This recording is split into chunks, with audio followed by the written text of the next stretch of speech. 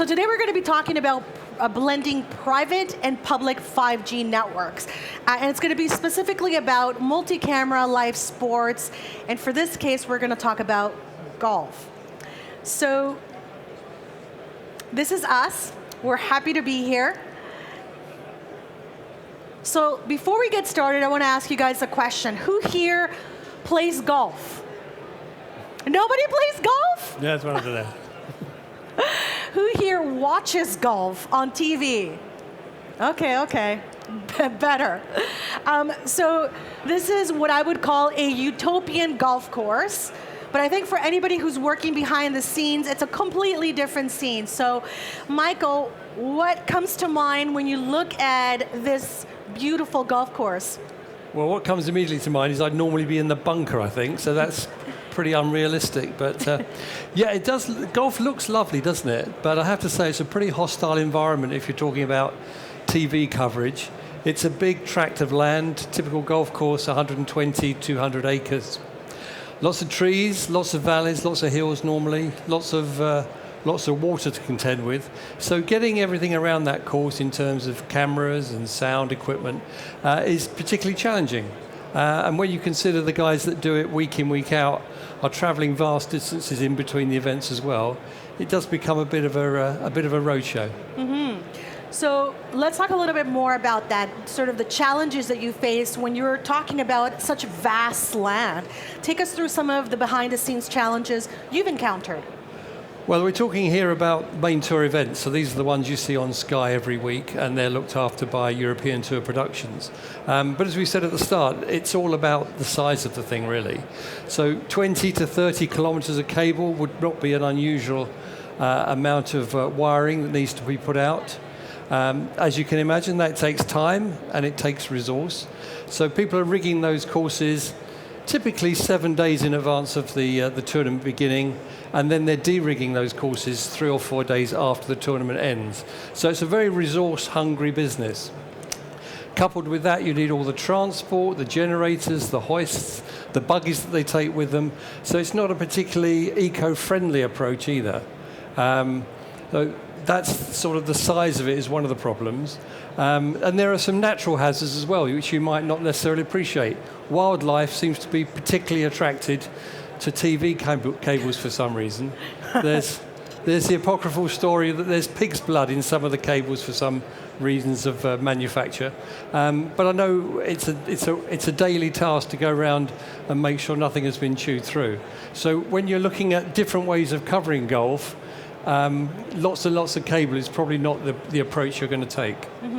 So were you surprised when you started working with Prolink TV about some of the challenges that you faced on the golf course? Yeah, I think one of the biggest challenges that we faced on the golf course when we first started setting this up was the vast amount. Each golf course is obviously different from the next. But the main thing that we kept coming across was the connectivity issues. So the golf course, although it's very close to cellular towers on the edge, when you go further into those courses, you no longer have connectivity, right? Especially when you're trying to do live video streaming out of this connectivity. As soon as crowds come, you get no more connectivity, right? Mm-hmm. So I think that was one of the biggest challenges that we've seen there. Well, I was saying, it's a very real challenge. We used to work a lot at Woburn Golf Club, and if any one of the golfers has been there.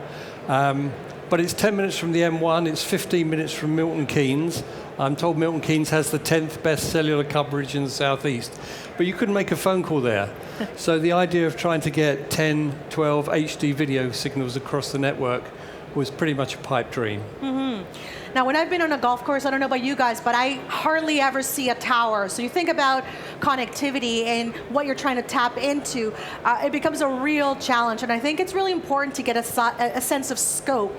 And by the way, you were able to use Slido, so you can ask questions afterwards on what we're talking about today. So something that I think is really interesting, and we kind of just wanted to illustrate the point on size. So do you want to talk a little bit about this? Because I think it's fascinating. Yeah, so this is actually just a map with a 30-kilometer radius. So think about the amount of cable that they would have had to run for this, right? So from here in a straight line to St. Albans is how much cable they would normally run for a golf event. So that's just more of a visual representation of how far that is. So what is, okay, I have to ask because for me, it's just crazy to even kind of visualize.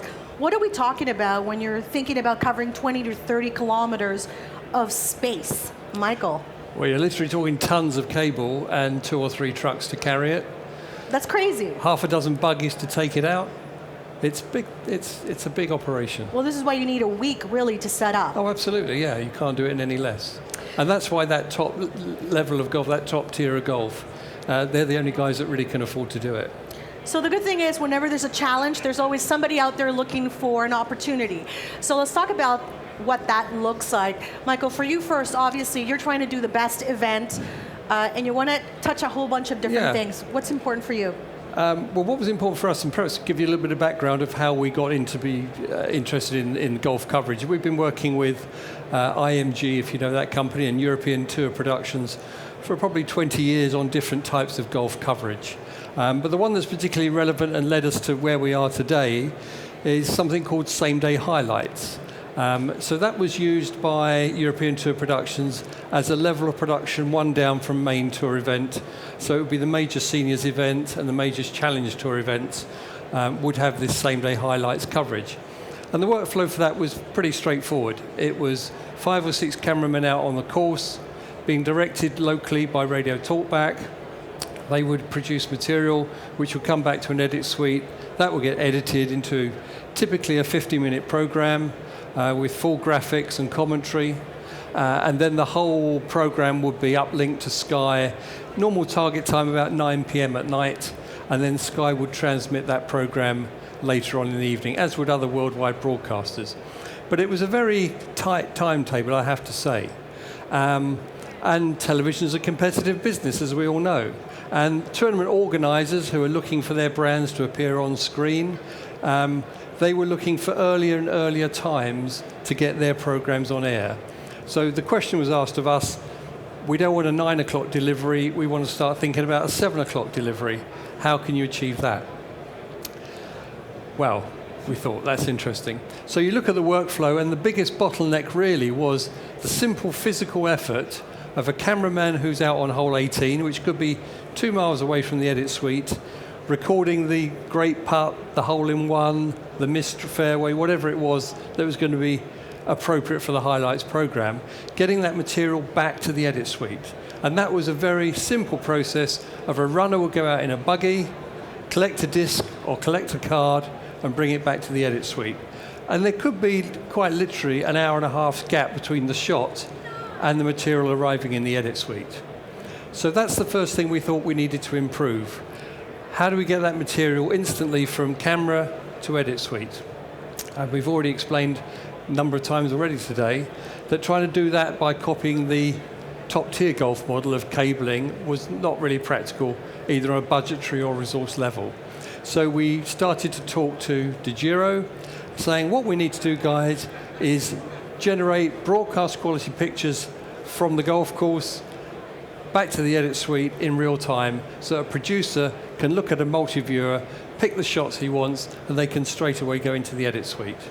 And that reduced a lot of time for us. Mm-hmm. The challenge for Dejero was, how do they make that bit in the middle work? So we talk about connectivity here. Tell us a little bit about what Dejero tapped into while working with Michael and the Prolink TV team. Yeah, so the main thing that we tapped into was, so setting up the private 5G network was one thing to get the mobile encoders back to that location. And then if we want to take it from there and go back to, say, Stockley Park, for example, we still need reliable backhaul.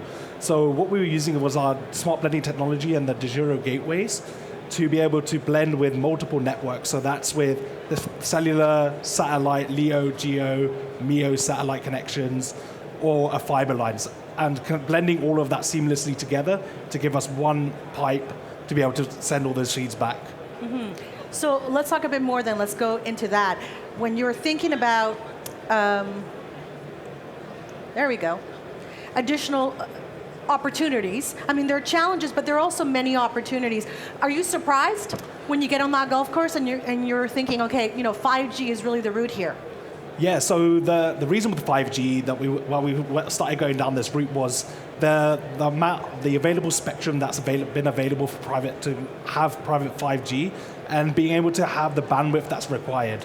So we first started dabbling at private 4G, and the bandwidth that was available on that spectrum was just not enough, right? You could only get a maximum of like 20 megs up, and that's fine if you want one camera or two. But to be able to have multi-camera, and our goal was to have 12 cameras, be able to stream simultaneously, and we could only do that with the 5G network. Mm-hmm. So let's talk a little bit about smart blending technology, because that's really sort of at the core of what Dejero was able to bring to the table for Michael and their team. Want to talk a little bit about that, Suk? Yeah, so smart blending technology is what we do with multiple connections. So if you say you have a fiber line there, and like we said earlier, the rodents eat that fiber line, where you can still blend with multiple networks, so that satellite connection, that cellular connection. So if that one connection goes down, we will still be able to broadcast live with seamless. So you won't see an interruption in your broadcast. Michael, have you ever heard, you've heard of cellular bonding, but have you heard of smart blending technology? To a point, we hadn't appreciated the satellite aspects, which came as that was a real boost because, as we said, what we do is very time critical. Mm-hmm. It wouldn't do anyone any good to phone up and say, well, when the network comes back, we'll get back to you. That's right. So having all those options was definitely a plus. So then let's talk about a bit of the on-site production. So the on-site production essentially has a really interesting workflow. Do you want to take us through it, Suk? Yeah, sure. So this is the workflow that we use for the on-site production. So it's having those mobile NGOs in the field, blending with the private 5G that we have available, and also with the public networks, so that we still have a blend of multiple networks, which is really the key. Right, we can't always rely on one network. We need to be blending multiple networks together to make sure we have a reliable connectivity for our broadcasts. Michael, for you then, what was important in this workflow here? Well, the important thing, the brief always was, when we first started talking to Dejero, that it had to support 10 to 12 cameras, so bandwidth needed to exist. It clearly had to be reliable. It had to be geographically mobile, because we take same-day highlights across the UK. We've taken it to Italy, we've taken it to Spain and the Middle East.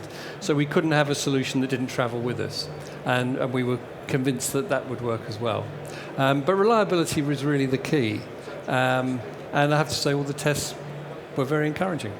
So this is phase one, though. This is not all that was required. No, well, strangely enough, phase one disappeared into the background quite quickly.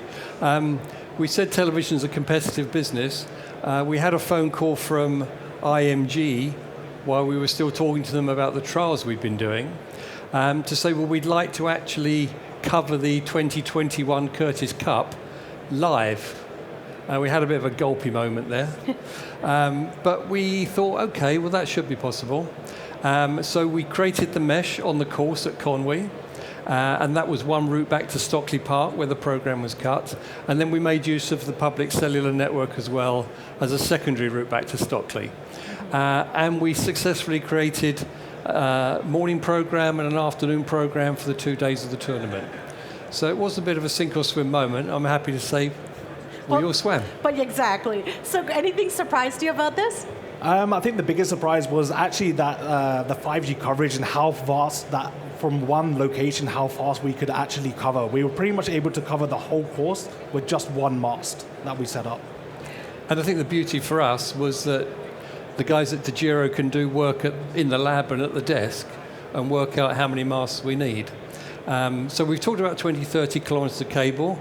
If anyone's familiar with the old course at St Andrews, that takes quite a lot of cable. But the desk work says we need just one mast.